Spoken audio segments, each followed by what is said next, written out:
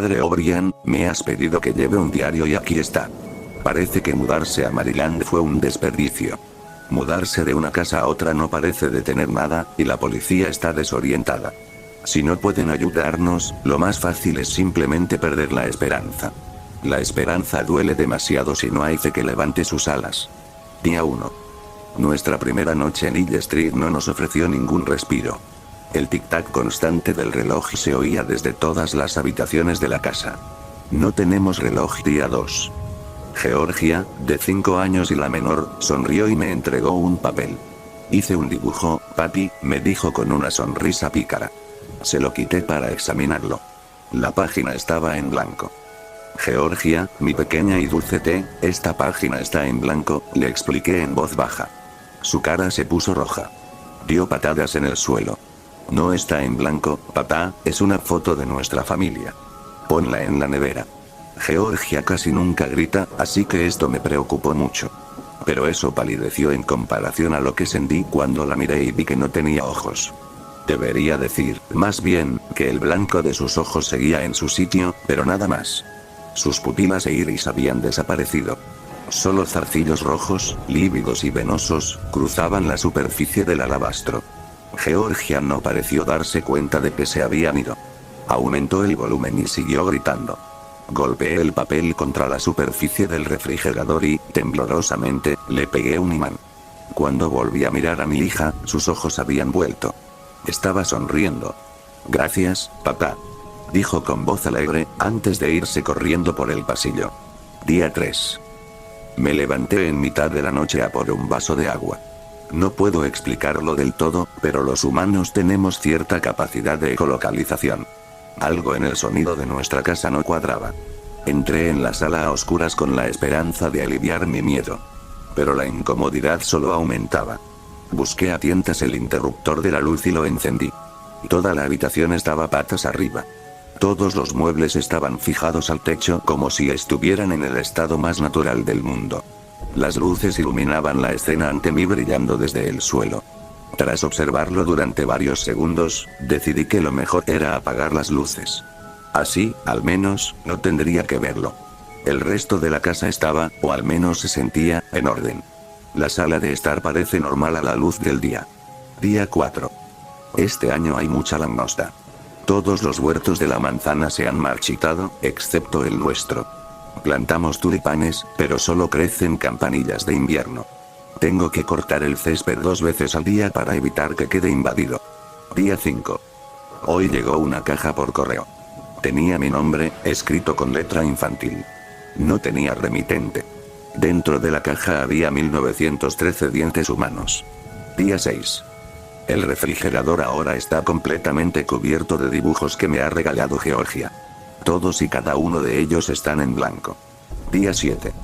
Me levanto todos los días antes que el resto de la familia para inspeccionar la casa. El interior estaba bien esta mañana, aunque evité la luz de la sala. Ya no miro esa habitación antes del amanecer. Habían huellas fuera de la puerta. Las huellas formaron un largo rastro lodoso desde la calle. Parecen provenir del zapato de un hombre. Al menos los primeros lo hicieron.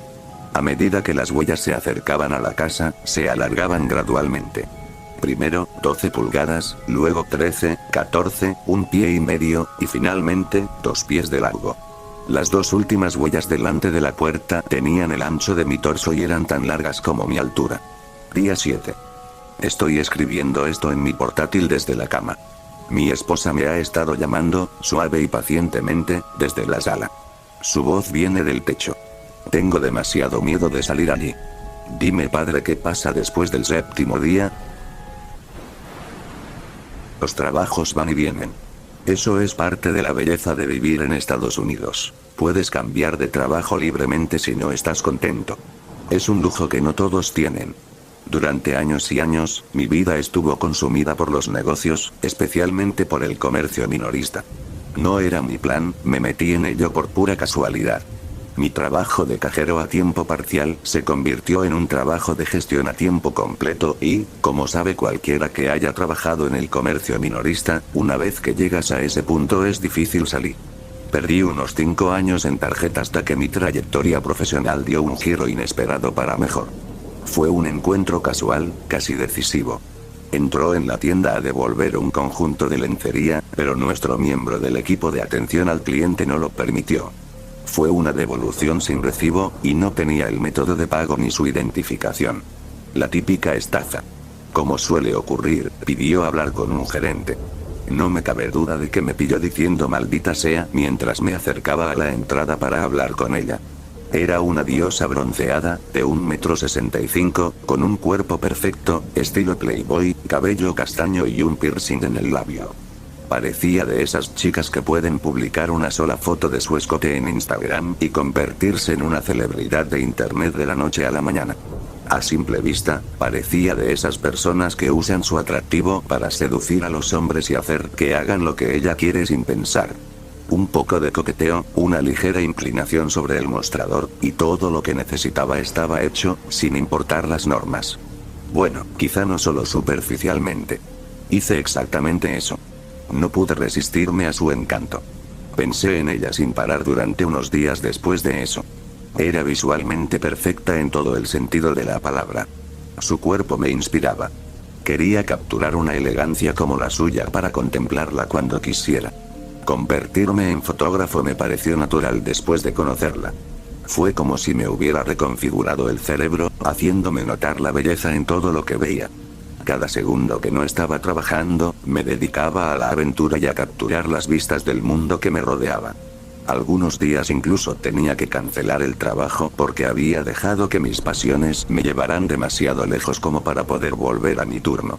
Fue liberador. Solo habían pasado un par de meses cuando me encontré con mi musa en el Starbucks local. Estaba delante de mí, pidiendo un mocha grande de chocolate blanco, sin crema batida. Una bebida deliciosa para una mujer deliciosa, por supuesto. Después de pedir la misma bebida como Venti, caminé nervioso hasta el final de la barra para esperar mi bebida, y observar en silencio su magnificencia. Oye, ¿no eres tú el chico de tarjeta que me ayudó a devolver esos calzoncillos? Me habló. Casi me muero. Ah, ja. Sí, creo que era yo.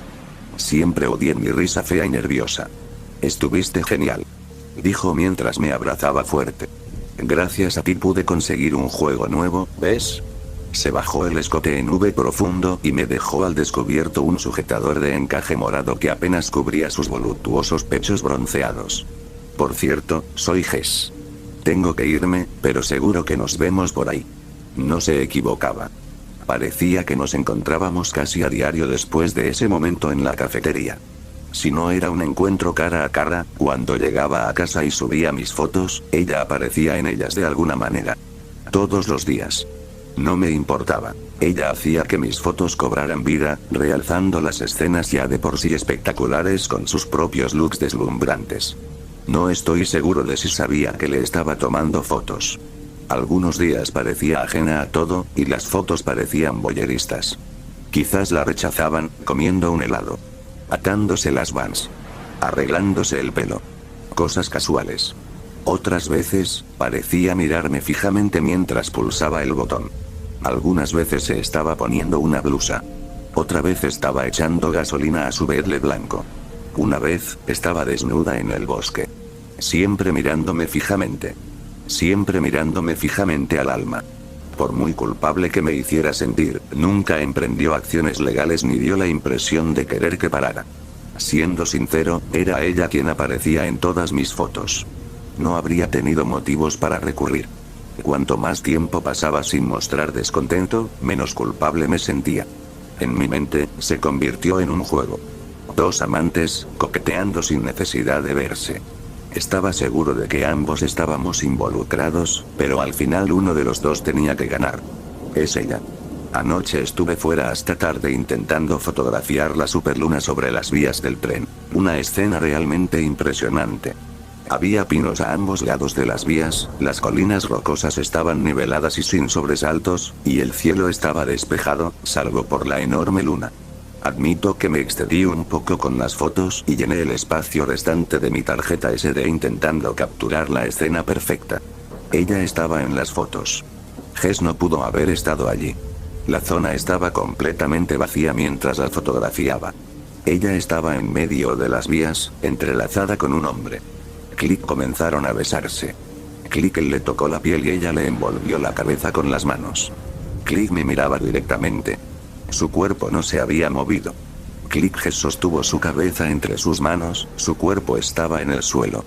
Click ella me miró directamente, con esa mirada que te roba el alma. Click docenas de pequeñas criaturas blancas se amontonaron sobre el cuerpo del hombre. Jess había desaparecido. Click las criaturas y el cuerpo habían desaparecido.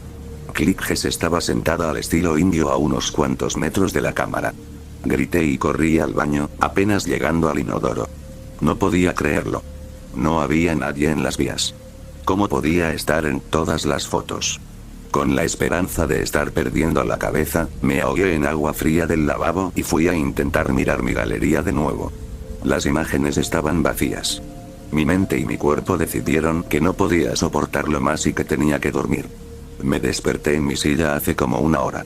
Las fotos aún no mostraban a Jess, al hombre y a esas criaturas raras, pero ella estaba afuera de mi ventana, sentada en el césped, mirándome fijamente a los ojos mientras yo miraba hacia afuera. Nunca la he visto fuera de una fotografía desde la cafetería. Ella es hermosa. La carretera estaba cubierta de una densa niebla. Denise decidió alquilar una habitación para pasar la noche, ya que había aparcado cerca de un hotel desconocido.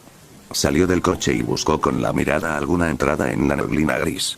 Una pequeña luz atravesó la niebla para revelar una puerta de cristal que daba al vestíbulo del hotel. Un hombre mayor tras el mostrador la miró con expresión agotada. ¿En qué puedo ayudarla, señorita?, preguntó con voz cansada. Denise se acercó y pidió una habitación. Tras el intercambio, le dieron una llave. Se dirigió a la habitación y cerró la puerta con llave. Se sentó un momento a hablar con su compañero que siempre la había escuchado.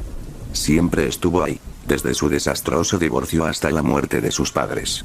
Nadie la comprendía como él.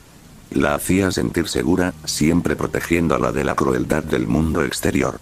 Lo dejó todo atrás con él a su lado. Nunca la juzgó. Nunca la decepcionó. Denise se sintió completa cuando lo abrazó por primera vez, una mujer que siempre había recorrido la vida en un solo camino. Cuando lo abrazó, sintió un poder que solo él podía brindarle. Denise sacó una botella de vino y la bebió con una satisfacción llorosa mientras el estéreo vibraba con su música favorita. La noche estaba tranquila, lo suficientemente tranquila como para que sus pensamientos se agolparan a la vez. Recordó el viejo dicho, tu mente puede ser tu peor enemigo.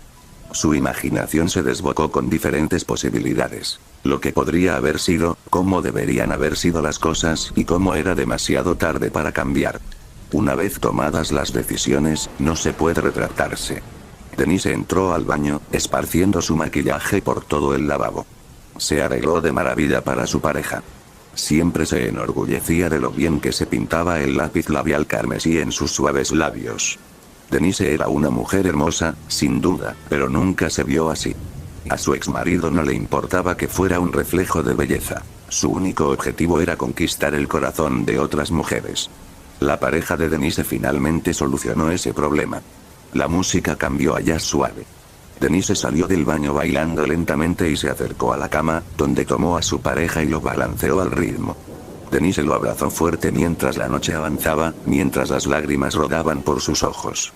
Su rímel se mezclaba con el agua, deslizándose por sus hoyuelos. El baile se detuvo en el momento en que la música terminó en un sonido de silencio. Denise miró a su pareja, lista para hacer lo que había deseado durante tanto tiempo. Se arrodilló y lo agarró con fuerza. Siempre admiraba lo grande que era, a menudo lo palpaba para recordar cuánta fuerza le daba. Lentamente, introdujo el miembro en su boca lo más profundo posible. Una dicha absoluta recorrió su cuerpo. Finalmente estaba haciendo lo que había deseado hacer todo este tiempo. Cerró los ojos cuando su pareja finalmente dijo algo durante esa larga y fría noche, ¡bam! El disparo se escuchó en varias habitaciones. La policía encontró el cuerpo de Denise en el suelo. Se suicidó antes que ser arrestada por dispararle a su exmarido. Junto a su hermoso cadáver yacía su compañero, una Magnum 357. Y estaba yo, raspando mi 9º boleto de raspadito consecutivo en mi tienda local. Mis ojos se abrieron de par en par con esperanza, pero también me hundí en la anticipación de la decepción. Las otras 8 representaciones de mi combustible para el juego estaban hechas pedazos en el cubo de basura de la tienda. Revelando cada número con mi centavo de la suerte, raspé, mientras rechinaba los dientes. En un momento de disgusto, rompí el billete en pedazos y lo tiré a un lado con el resto. Era otra pérdida. Para entonces, tenía unos $50 en el bolsillo y sabía que tenía que dejar atrás mi mal hábito. Sin embargo, apostar mi pequeña fortuna era un ángel comparado con los demonios que había anexado a lo largo de mi corta vida. Había cumplido 18 años hacía un par de meses. Todo un logro para un chico con una infancia tan inestable. Mis padres no siempre gravitaban el uno hacia el otro como lo hacen las parejas felices, como flores que buscan la luz del sol. No, sus valores se enfrentaban entre sí, mediante peleas verbales e incluso intercambios físicos. Con estos altercados de fondo y el olor a alcohol que impregnaba el aire y las paredes, dormir por la noche era como sacarse una muela. Incluso los días que me quedaba sola en casa, juraría por mi vida que oía a mis padres gritar y chillar, como si todavía estuvieran dentro. Veía las paredes temblar, derribando lámparas y marcos de fotos en cadena. Además, recuerdo haber visto a mi padre paseando por el pasillo de arriba, incontables veces. Cada vez que esto ocurría, incluso con la certeza de que no había nadie más, buscaba por toda la casa de todos modos. Nunca encontré la razón de las interrupciones. Mi hermano menor, Gregory, se veía mucho peor con la vida familiar, pues su joven mente solo veía la confusión como contrapartida de la locura. A los 9 años, mi hermano había adoptado algunos de los rasgos dispersos por las paredes tan delgadas como el papel. La ira, la sensibilidad, incluso los cambios graduales en el apetito, se convirtieron en parte de él. Terminar la escuela ya es bastante difícil para él, por no hablar del milagro que fue recibir mi toga y birrete blancos de graduación a principios de año. Sin embargo, he hecho un esfuerzo enorme para contribuir a su progreso académico, a pesar de la resistencia en varias ocasiones. Pero ya basta de eso. Volvamos a mis problemas con el juego. Me aislé, con la esperanza de reemplazar mi vicio con una distracción más agradable. Una que vendría en forma de pelaje y patas grises. Mi hermana mayor, Jennifer, quien nos acogió a mi hermano y a mí bajo su protección en los últimos años para ayudarnos a resucitar, me adoptó un gato gris de 3 años. Esto fue una compensación por haberme dejado en los malos momentos. Decidí volver a casa y conocer a la pequeña bola de pelo, a quien predeterminé que se llamaría Smokey. Al abrir la puerta principal, me encontré con una caricia de suavidad, tanto por el roce de su pelaje en la pierna como por el audible maullido que había emitido la adorable mascota. El gato gris de pelo corto parecía ya sentirse cómodo con mi presencia. A cambio, me arrodillé para acariciarlo, pero solo me recibió un chillido tenso. El agudo chillido no provenía de mi nuevo ronroneante miembro de la familia, sino de mi hermana. Gregory. Gritó. Ven aquí ahora mismo. Me dirigí al pasillo, donde ella expresó su preocupación, para ver qué pasaba. Para mi consternación, la tinta negra de rotulador se extendía por la pared color canela. La tinta había adquirido una forma que me dejó los ojos como platos. Estaba petrificada. Había dibujos aterradores de gatos con los dientes arrancados, junto con un niño arrancándose los suyos. Mi hermano pequeño había salido de su habitación a gatas, con una amplia sonrisa y manchas de tinta negra en las palmas y el dorso de las manos. Gregory. ¿Por qué hiciste esto? ¡Qué desastre!, gritó mi hermana Jennifer, exasperada. Límpialo ya. Mi hermanito se quedó mirando con esa sonrisa escalofriante, sin decir ni una palabra. Solo hubo un silencio prolongado. Hasta que algo aterrador interrumpió repentinamente el silencio. Un grito ensordecedor salió de la boca de mi hermano. Mi hermana y yo nos apretamos los oídos con fuerza para proteger nuestros tímpanos. Después de un par de minutos, volvió el silencio, y el pequeño Gregory corrió a su habitación. La puerta se cerró con llave tras él. Jennifer y yo, todavía horrorizadas y conmocionadas, terminamos limpiando la pared nosotras mismas. Más tarde esa noche, me despertó el sonido de unos arañazos profundos y lentos, como si garras afiladas se clavaran en la madera. Lo primero que pensé fue que Smokey intentaba salir de la habitación, pero seguía acurrucado al borde de mi cama. Al despertarme y caminar hacia la puerta, los arañazos aumentaron tanto en velocidad como en volumen. El ruido solo cesó cuando giré el pomo y abrí la puerta. Bajé las escaleras sigilosamente, con la mayor cautela y sigilo posible, para no alertar a mis hermanos dormidos. Sin embargo, mi táctica fue un desperdicio, con el estruendo de lo que parecían ollas y sartenes moviéndose por la cocina. Al acercarme al lugar del ruido, me encontré con el culpable. Era mi gato, Smokey, subido a la encimera, derribando las sartenes que colgaban del salpicadero detrás de la estufa. Me asombró que Smokey hubiera logrado escabullirse sin que me diera cuenta, sobre todo porque yo andaba de incógnito. Al bajar la vista, un lienzo rojo me llamó la atención. Manchas y gotas de lo que parecía sangre se extendían por el suelo de madera, dejando marcas en la pared. Supuse que ese era el origen de los arañazos, pero Smokey no tenía sangre y las marcas eran demasiado grandes para que las hiciera un gato tan pequeño. Además, estaba en mi cama cuando empezó el alboroto. No le encontraba ni pies ni cabeza, pero estaba demasiado cansado para investigar.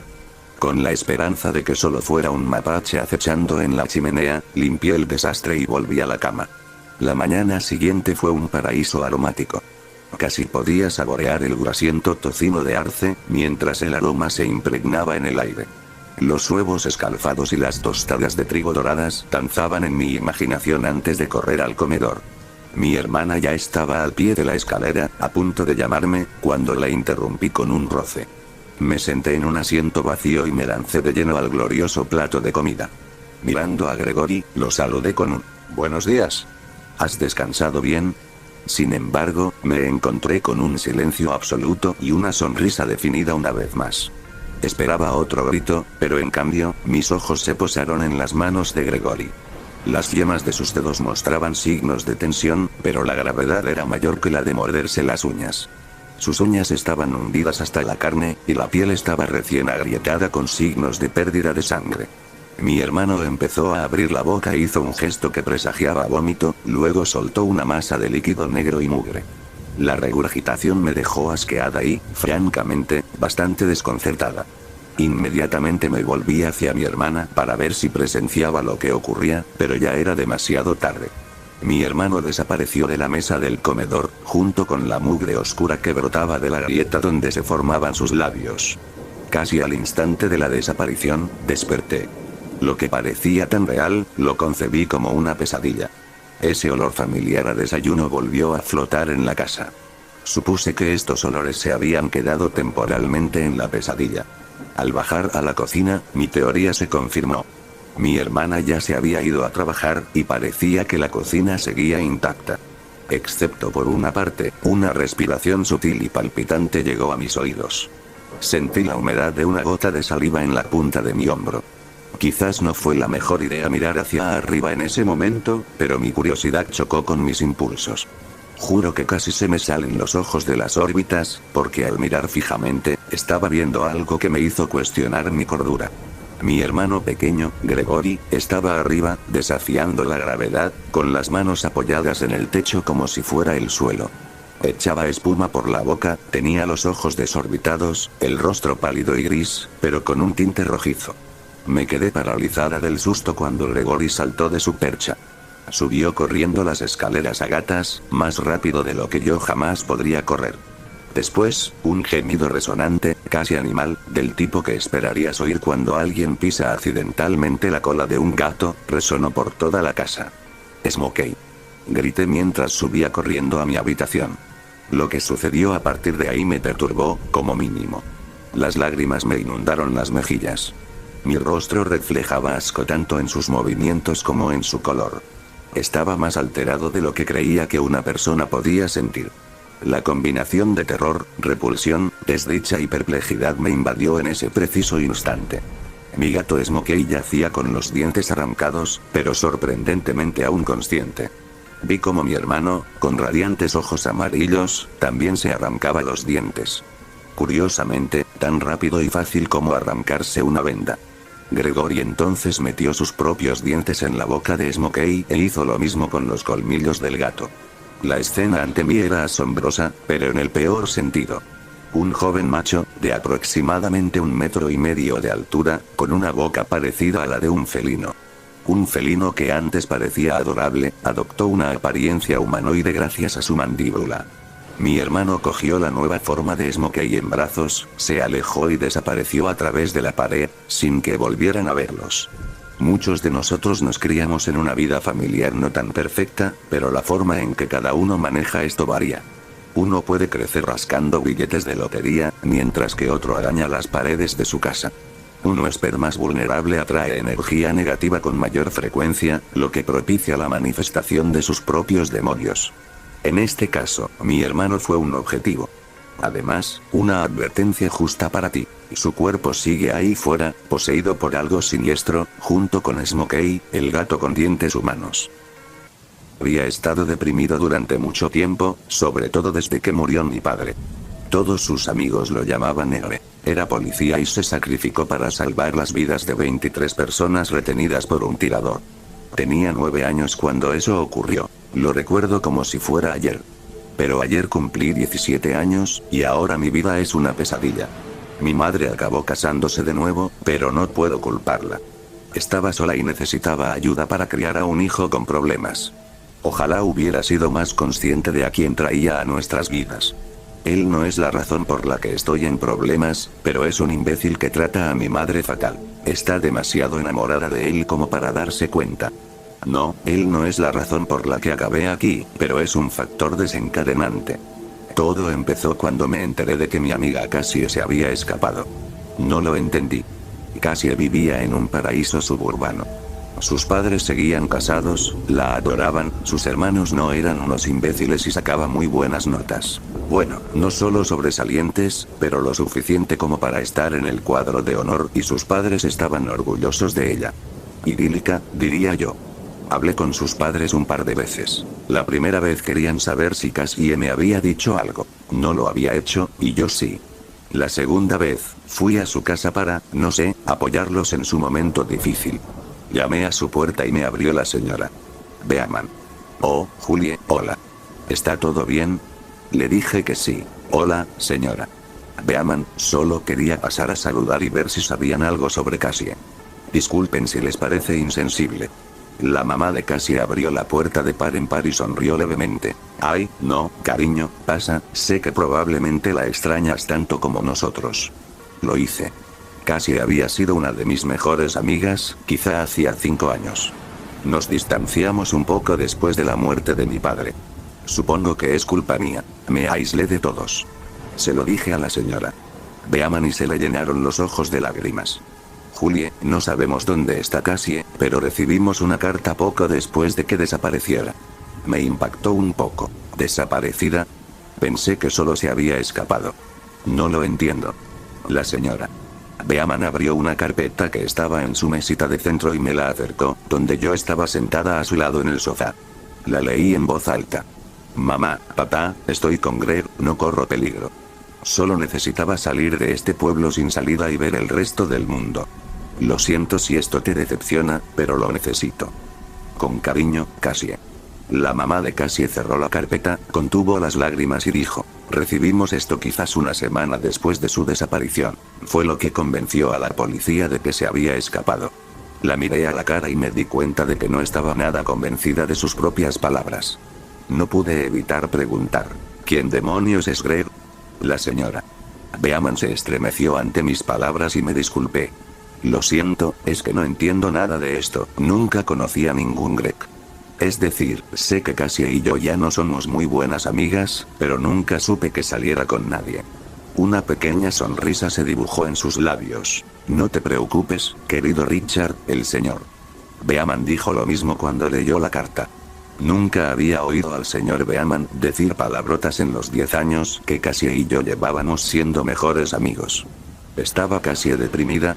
La señora Beaman frunció el ceño levemente y empezó a negar con la cabeza, pero se detuvo. No te voy a mentir, Julie, siento que no sé quién era mi propia hija. Si estaba deprimida, no lo sabía. Hablé con ella un rato más y le agradecí su tiempo y los recuerdos. Debería haberme ido a casa, pero no quería lidiar sola con todo. Llamé a mi mamá al trabajo y le dije que iría a la biblioteca a hacer la tarea antes de irme a casa. Dijo que me vería al salir del trabajo. Odio mentirle a mi mamá, pero no iba a decirle que iba a buscar un lugar tranquilo en el bosque a fumar marihuana. Eso hice. Después del desgaste emocional de la casa Beaman, solo necesitaba que me importara un carajo por un rato. Encontré mi lugar en el bosque y saqué mi botín de debajo del tronco. Me había ido allí desde que Todd me pilló fumando en mi vieja casita de juegos del patio trasero, menuda mierda. No estaba muy lejos de casa, y no mentía del todo, porque si mi madre o Todd alguna vez me marcaban la ubicación en el móvil, me situarían a menos de 100 metros de la biblioteca. Di unas cagadas y me recosté contra el tocón, cerré los ojos y me limité a escuchar a los árboles. Todo estaba en un silencio sepulcral, pero no debería haberlo sido. Ni pájaros, ni bichos, ni siquiera ruidos de insectos. Nada. Sentí que se me erizaba el pelo de la nuca por lo extraño que era. Estaba a punto de abrir los ojos cuando oí un chasquido, como si alguien o algo hubiera pisado una rama. Debería haberme largado de allí, pero fue como si mi mente volviera a la infancia. Ya sabes, si no lo veo, no me ve. Oí más ruidos apagados hasta que cesaron justo detrás de mí a la izquierda. El movimiento de la tela, como si alguien estuviera sentado o en cuclillas cerca. Me llegó una voz profunda, casi melódica. Diría que la oí, pero no es del todo cierto. O sea, sí la oí, pero estaba dentro de mi cabeza. Mantener los ojos cerrados probablemente sea buena idea, chico. Sentí que una mano me quitaba la pipa. Oí la chispa de un encendedor y el sonido de alguien inhalando mientras la voz volvía a hablar. No está mal. Antes de que lo descartes, no soy una alucinación. Abrí la boca para hablar y la voz me hizo callar. Cerré la boca con fuerza, pero no por voluntad propia. Esto es solo una advertencia, Julie. Por favor, deja de hacer preguntas sobre Cassie. Deja a los Beaman en paz. Ya tienen bastante dolor, ¿no crees? Asentí, intentando pensar por mí misma. Sentí un pinchazo detrás del ojo y la voz dijo, sí, soy a quien la carta llamaba Greg. Cassie está conmigo y se quedará así todo el tiempo que quiera. Sentí que las lágrimas se me escapaban por debajo de los párpados. Sentí que me devolvían la pipa a la mano y una leve brisa soplaba desde la dirección de mi torturador, no, ni una brisa. Era su aliento. Era fétido, podrido, con un ligero toque almizclado de la hierba. Odiaría tener que volver a hablar contigo, Julie. No eres precisamente mi tipo, pero haré una excepción si es necesario. Sin que nadie se lo pidiera, imágenes pasaron por mi mente. Chicas altas, guapas y esbeltas, como Cassie, con sus rostros bordeados en blanco y negro por los carteles de desaparecidos, tantas. Me estremecí y negué con la cabeza con vehemencia. Él volvió a hablar. Bien, veo que nos entendemos perfectamente. Espero que no haya una próxima vez, Julie.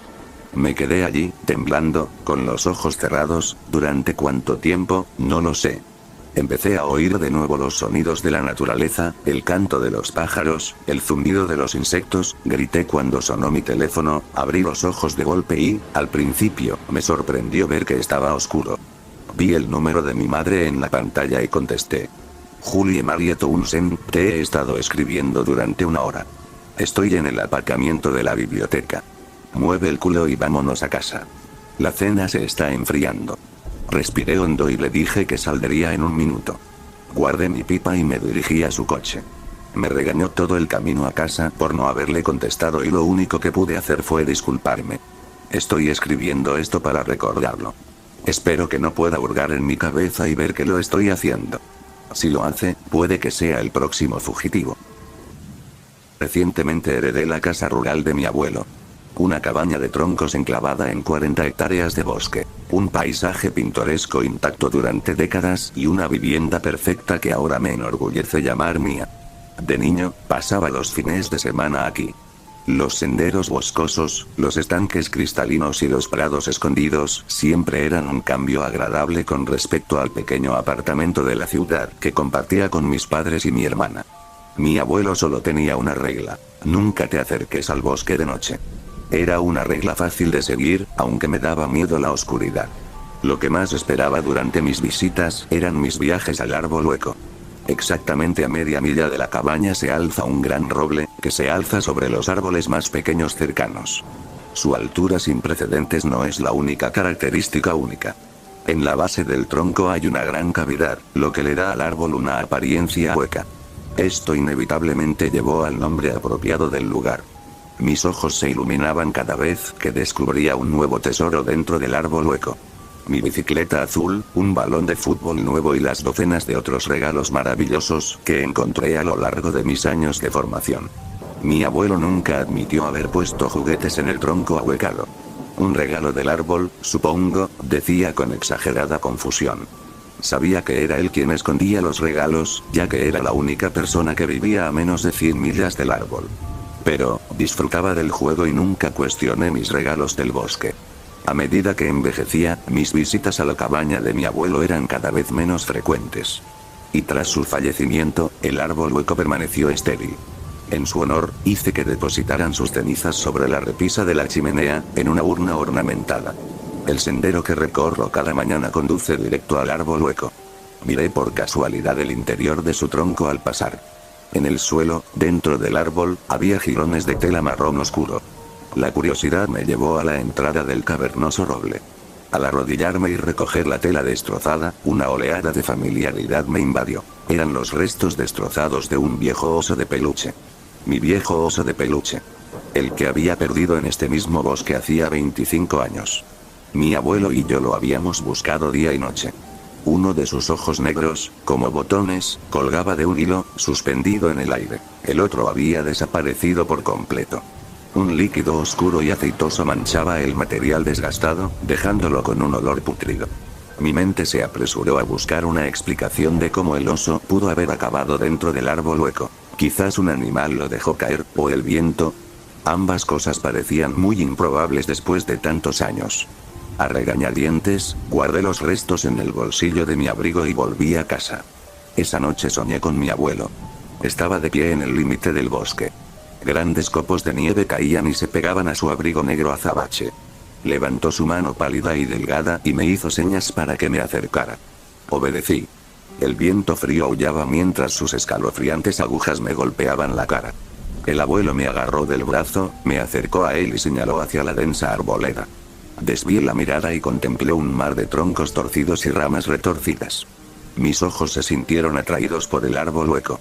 Su oscura cavidad se destacaba en la nieve pura como una gota de tinta negra sobre un lienzo blanco.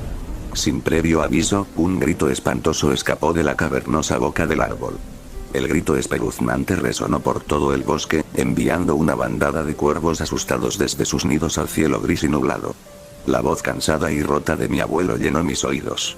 Un regalo del árbol, el agudo silbido del viento y el frío intenso me arrancaron de mi letargo. Mi cuerpo se estremeció violentamente. Estaba afuera, y en el bosque. No había sonámbulo desde niño. Sin embargo, allí estaba, en pleno invierno, vestido solo con una bata, de pie frente al árbol hueco. Justo cuando estaba a punto de darme la vuelta y regresar a la cabaña, algo me llamó la atención. Una pequeña luz roja parpadeó dentro del tronco oscuro y vacío del árbol. Corrí rápidamente hacia la boca, recogí el frío objeto de plástico y lo guardé en el bolsillo de mi bata. Corrí de vuelta a la cabaña lo más rápido que pude. Las hojas muertas crujieron ruidosamente bajo mis pies descalzos. Entré corriendo por la puerta principal, me envolví en una manta y preparé la chimenea. En cuanto mi temperatura corporal empezó a normalizarse, saqué el objeto del bolsillo y lo puse en el suelo. Era mi walkie-talkie, otro juguete de la infancia. Esto no tenía ningún sentido. Mi hermana y yo jugábamos con ellos todo el tiempo, hasta el día en que, sin querer, se me cayó el receptor al estanque. Nunca olvidaré lo triste que me sentí al verlo hundirse. De nuevo, el árbol hueco me había devuelto otra posesión perdida hacía mucho tiempo, y mi nombre seguía garabateado en el lateral. Mientras permanecía sentado, estupefacto, la luz roja del walkie-talkie se encendió. Y, muy silenciosamente, un leve crujido surgió del pequeño altavoz, el ruido fue breve, una corriente de ruido blanco. Pero, justo antes de que el walkie se apagara, por una fracción de segundo, una voz susurró mi nombre. Retiré la parte trasera del receptor y, tal como temía, no tenía pilas. Corrí al ático y guardé el oso y el walkie en un cofre. Decidí entonces evitar Oyoutree y mis paseos matutinos. Los sueños continuaron. El mismo cada noche. Mi abuelo, el árbol, su mensaje y los cuervos. Recurrí a mover los muebles frente a mis puertas para evitar mi sonambulismo nocturno en el bosque. Todo iba bien, hasta el día en que desapareció la urna de mi abuelo. Acababa de regresar del trabajo y me quedé paralizado al contemplar la repisa vacía. El corazón me latía con fuerza. Sabía exactamente dónde estaba. Me até las botas, me puse el abrigo y comencé mi corto viaje hacia el árbol hueco, agarrando un hacha del cobertizo en el camino. Nubes oscuras dejaban el mundo lúgubre, y el sol se ponía. Al acercarme al roble gigante, la quietud antinatural del bosque me envolvía en un silencio inquietante. Alumbré el árbol hueco con la linterna. La caverna se iluminó, y me agaché para mirar dentro. Casi vomité. Un líquido oscuro y viscoso goteaba de la corteza. En el suelo, mis ojos se encontraron con las miradas vacías de 13 cuervos muertos. Sus pequeños cuerpos, cercenados y completamente vaciados. Miré hacia arriba, y entre las ramas retorcidas vi la hermosa urna de plata y oro. El árbol jugueteaba conmigo, invitándome a trepar por su antiguo tronco para recuperar a mi abuelo. La rabia me consumió. Agarrando con fuerza el mango de madera del hacha, lancé con todas mis fuerzas. El sonido de la hoja al impactar contra el roble era insoportable. Cada golpe enviaba una oleada de chillidos desde la corteza. El mismo grito que soñaba cada noche. Un líquido espeso y carmesí borboteaba de cada corte. Corté hasta que no pude levantar los brazos. El vacío del tronco resonaba con los gritos como una sala de conciertos. Con la ira latiendo por todo mi cuerpo, lancé el hacha con todas mis fuerzas, y con un golpe sordo se clavó justo en el centro del árbol. En ese momento, las ramas se desenredaron y la urna empezó a moverse. Corrí al lugar justo debajo y la atrapé con cuidado al caer. Sostuve la vasija de porcelana como un recién nacido, volviéndome solo una vez para ver el árbol herido que aún burbujeaba su savia espesa y sanguinolenta. Volví a colocar a mi abuelo sobre la repisa. Agotado, caí de bruces en el sofá y me desmayé. El sueño fue diferente esta vez. Me encontré con mi abuelo en el bosque, solo que todos los árboles habían sido talados, dejando solo un mar de tocones oscuros.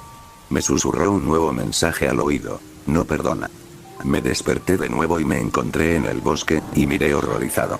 Ante mí se alzaban 3 árboles más con troncos ahuecados. Todavía creo que mi abuelo era quien dejaba los regalos cuando yo era niña, pero creo que algo lo estaba observando. Intentó levantarse, pero por mucho que lo intentó, por mucho que empujó, no pudo evitar que sus pies la arrastraran hacia la ventana abierta. Hundió los talones en el suelo de madera, sintiendo astillas desprenderse mientras sus pies la arrastraban hacia adelante. Sus manos se agarraron a la alféizar de la ventana y el viento le azotó la cara, haciendo que su cabello se agitara. Sus ojos se abrieron de par en par con impotencia y terror, contemplando el cielo azul marino con su triste y gris luna y su irregular salpicadura de estrellas. No podía mover la cabeza, pero volvió su mirada suplicante hacia él, que estaba a su lado. Por favor. La palabra se le atascó en la garganta, con la voz ahogada por el miedo. Él la miró fijamente a los ojos, con esa sonrisa fija en sus labios, mientras ataba la gruesa cuerda al alféizar de la ventana. Todo empezó hace 3 semanas. Se despertó con un golpecito repentino en la ventana. Ignorándolo, pensando que era el viento, volvió a dormirse. El ligero golpecito se convirtió en un golpeteo deliberado la noche siguiente. Se quedó sentada en la cama, temblando de miedo, incapaz de moverse hasta que cesaron los golpes. Sin embargo, a la mañana siguiente, estaba segura de que había estado imaginando cosas. Su habitación estaba en el 3er piso, sin árboles ni bajantes que permitieran el acceso a intrusos indeseados. De todos modos, no eran golpes, se convenció. Debía de ser uno de los muchos sonidos misteriosos que la noche teje en su nana. Pasaron 2 días. Mientras esculpía abajo, en su estudio, volvió a oír que llamaban a la puerta. Por un instante se quedó paralizada de miedo. Luego se giró.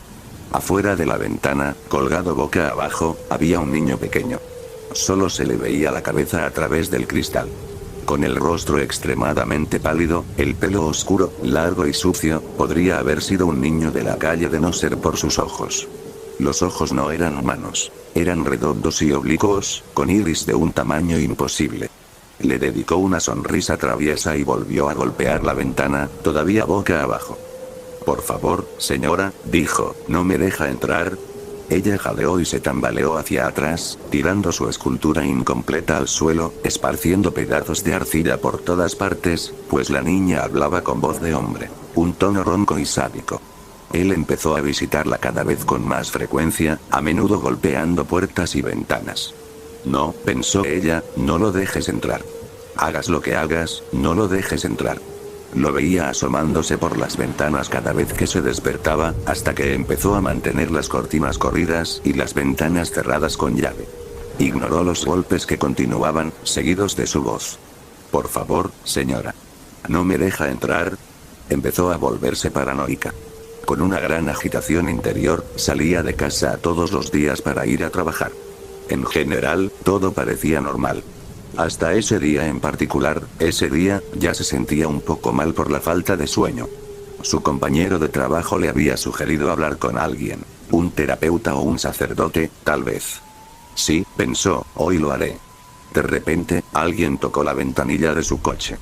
Jadeó, con las pupilas dilatadas de horror. Era un policía. Había aparcado frente a una señal de prohibido aparcar. Maldiciendo, se encabritó, volvió a aparcar y salió corriendo para ir a trabajar. El café en el que trabajaba era un pequeño refugio con paredes de cristal para todo tipo de personas, lectores, amantes y hombres de negocios que querían una taza de té o café antes de regresar apresuradamente a sus oficinas. Faltaba una hora para que bajara.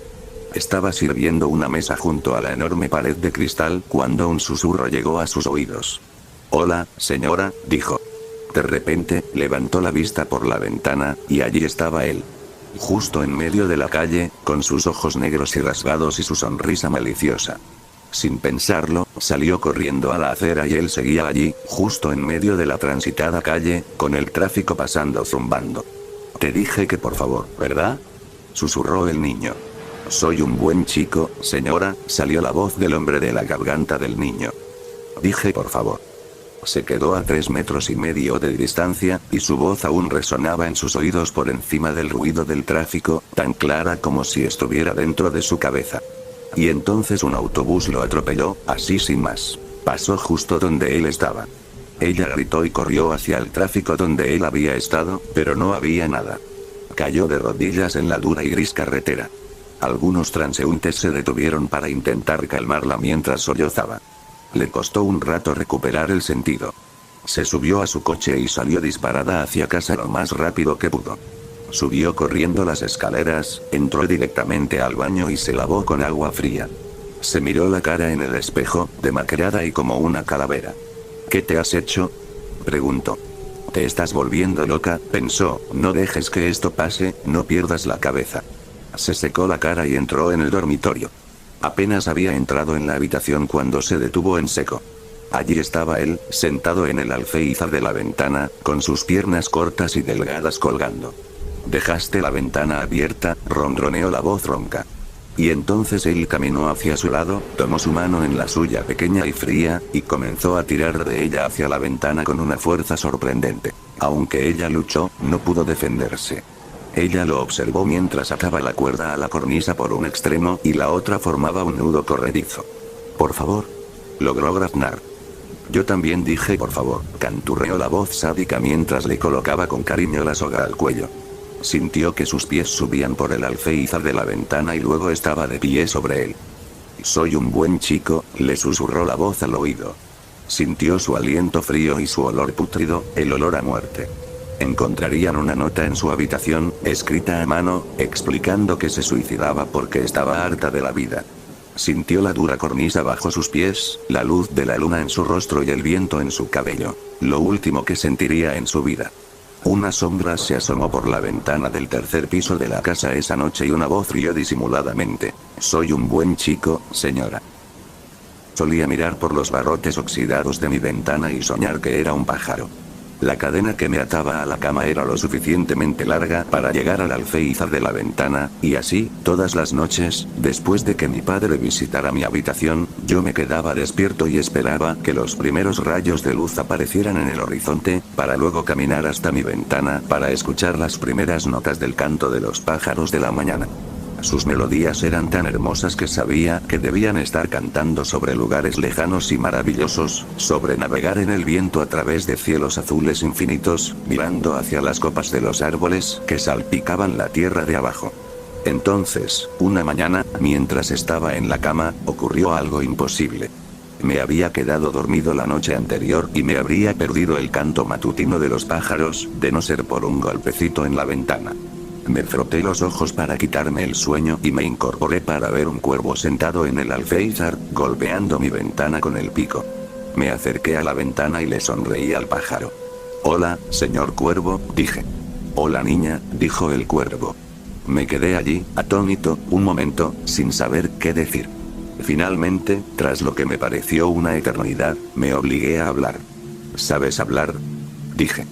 Todos los pájaros saben hablar, respondió. Solo que no todos los humanos saben escuchar. Abrí la ventana un poco hasta que chocó contra los barrotes. El pájaro ladeó la cabeza con curiosidad. ¿Por qué estás en una jaula?, preguntó. Creo que es mi destino, dije. Siempre ha sido así. Te ves bastante delgado, respondió el cuervo. ¿Te gustaría comer algo? Mi estómago emitió un gruñido débil. Sí, dije. Sería maravilloso. Sin decir una palabra más, el cuervo emprendió el vuelo. Unos minutos después regresó con una ramita de higos. El cuervo me observó mientras devoraba la fruta con avidez. Cuando terminé, me miró fijamente un instante antes de volver a hablar. No sabía que metían a la gente en jaulas, dijo. ¿Crees que te confundieron con un pájaro? No lo creo, señor cuervo, dije. Pasamos el resto del día charlando. El cuervo me contó lo que era volar, que no había mejor sensación en el mundo. Me habló de las tierras lejanas que había visitado de joven y que aún podía viajar al norte con el cambio de estaciones. Finalmente, anocheció y el cuervo dijo que tenía que irse. A la mañana siguiente, sin embargo, regresó con 2 ramas más de higos. Le agradecí su generosidad y charlamos un día más.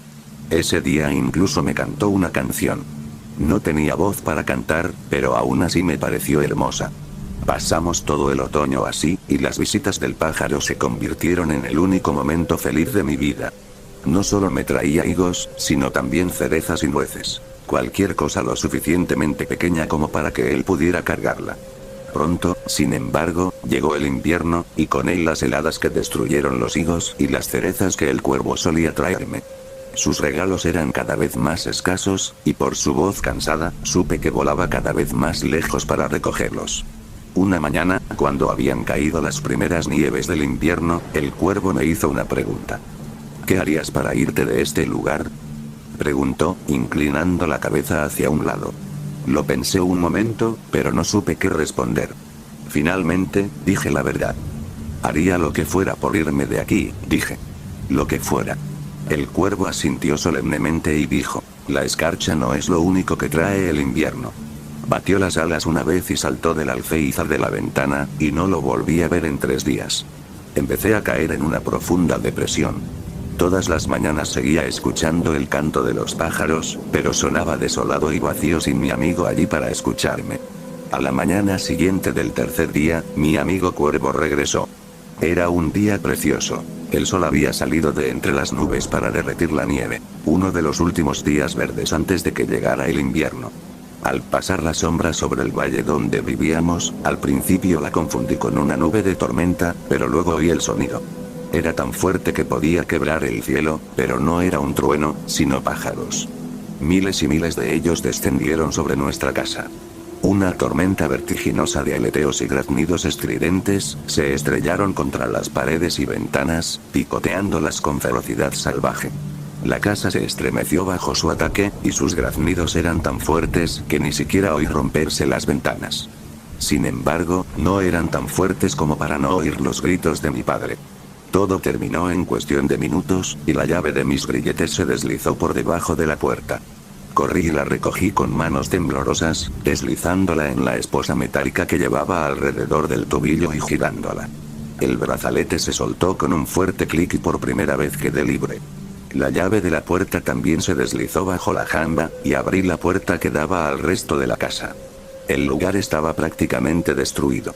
Había madera astillada y cristales rotos por todas partes, y en el centro de la sala estaba lo que quedaba de mi padre, un montón de plumas manchadas de sangre. Todos los pájaros habían volado, pero el señor cuervo estaba sentado sobre la chimenea de la sala de estar, mirándome con curiosidad. Ahora puedes volar libre, niñita, dijo. Se acabaron las jaulas para ti. Gracias, señor Cuervo, dije. ¿Me acompaña? El señor Cuervo meneó la cabeza. Soy un pájaro viejo, dijo. Y mi viaje está llegando a su fin. Pero el tuyo apenas comienza.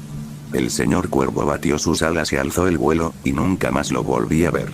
Al salir por la puerta principal, mis pies descalzos tocaron la hierba por primera vez, y pude oler las flores en la brisa que me acariciaba. En ese momento, aunque mis pies estaban firmemente sobre el suelo, mi corazón se elevaba hacia un cielo azul infinito, muy por encima del mundo que había dejado atrás. Todavía me despierto cada mañana y oigo el canto de los pájaros, y cuando las primeras notas rompen el silencio del amanecer, pienso en el señor Cuervo y sonrío. Purgatorio en la tierra, decía el volante mientras ondeaba irregularmente al viento, mal grapado contra el poste de madera de un tendido eléctrico. Era un título interesante, no precisamente la frase de presentación atractiva que usaban la mayoría de los anuncios de reclutamiento religioso. Por lo que sabía del purgatorio, no era precisamente un lugar con muchas ganas de entrar con prisa. Aún así, tenía la curiosidad de ver qué tipo de discurso de venta había preparado este grupo, y no tenía nada mejor que hacer que esperar el autobús que me llevaría de vuelta a casa del trabajo. ¿Cansado de sufrir? ¿Cansado de sentirte culpable? ¿Cansado de tener que confesar tus pecados cada vez que te desvías del camino? ¿Y si pudieras despedirte de todo eso? ¿Y si pudieras purificar tus pecados y todos esos sentimientos negativos para siempre? No nos referimos a cuando llegues al cielo. Nos referimos a ahora. Hoy. Purifica tu alma para siempre escuchando su voz. El coro del cielo te llevará a la paz en la tierra. Únete a nosotros. La salvación te espera. Había algo extraño en todo el mensaje. Por un lado, parecía una iglesia normal de la nueva era, que alejaba a los seguidores de las religiones confesionales más tradicionales. Por otro lado, era una promesa bastante elevada. Su iglesia podía hacer que una persona nunca más sufriera ni se sintiera culpable. Escuchar la voz de Dios, a quien supuse que se referían, y el coro del cielo parecían formas elegantes de decir que leían la Biblia y cantaban himnos religiosos. En su defensa, no debía ser fácil atraer gente a una iglesia emergente. Al fin y al cabo, estábamos en el sureste de Estados Unidos. Se podían encontrar iglesias de todas las denominaciones con facilidad, quisieras o no. Al final del folleto solo había un sitio web. No había dirección ni número de teléfono. Supuse que se trataba de una iglesia muy nueva o de un podcast religioso glorificado. Más bien como purgatorio en cinta, murmuré para mí con una sonrisa, demasiado divertido con mi propio chiste. Tomé una foto del volante con mi teléfono y subí al autobús que por fin había llegado. Pasaron un par de semanas antes de que volviera a pensar en ese folleto. Solo había sido una curiosidad pasajera mientras esperaba el autobús. No buscaba ninguna religión en mi vida, y mucho menos la salvación. Estaba revisando mis fotos en un vano intento de encontrar una mejor foto de perfil cuando me vino a la mente. Convencido de que parecía un padre que acababa de descubrir los selfies, me encontré con la foto que había tomado de la página web. Curioso y con tiempo de sobra, escribí la dirección y me redirigieron a una página sin nada destacable. La página web no era más que una pizarra blanca con un icono de reproducción y una sola frase en texto negro que decía: por favor, use auriculares. Busqué unos auriculares en mi escritorio abarrotado, preguntándome por qué me tomaba tantas molestias por lo que probablemente no era más que un sermón barato. Encontré unos enredados, los desenredé con impaciencia, los conecté y pulsé el botón de reproducción. Esperaba escuchar este secreto mágico para vivir una vida libre de culpa y dolor. El sonido que salía de esos auriculares no pertenecía a ningún predicador ni coro de iglesia. Ojalá pudiera encontrar los adjetivos adecuados para describir el horror que invadió mis oídos. Siento que ninguna palabra del inglés merece ser asociada a él. Llamarlo un agudo estridente podría darte una idea, pero sería como darte una vela para que pudieras entender el sol. Imagina si el cristal pudiera gritar. Es la única forma en que puedo expresarlo. Vomité al instante, destrozando mi portátil, y me tambaleé hacia atrás para escapar del sonido.